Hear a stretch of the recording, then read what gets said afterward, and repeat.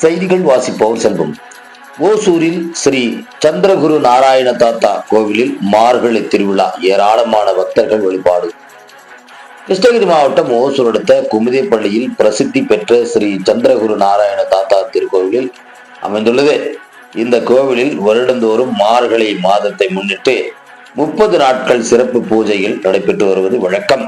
அந்த வகையில் இந்த ஆண்டும் மார்கழி மாதம் 30 நாட்களிலும் சிறப்பு பூஜைகள் செய்யப்பட்டு பக்தர்களுக்கு அன்னதானம் வழங்கப்பட்டது. இந்த வருடம் கடந்த டிசம்பர் மாதம் 14ஆம் தேதி துவங்கிய மார்கழி மாத பூஜையானது இன்று 14ஆம் தேதி நிறைவடைந்தது. இதனைத் தொடர்ந்து கோவிலில் சுவாமிக்கு சிறப்பு அலங்காரம் செய்யப்பட்டு பின்பு அதிகாலையில் பஜனை பாடல்கள் பாடி சுவாமி சிலை ஊர்வலமாக கோவிலுக்கு எடுத்து வரப்பட்டது.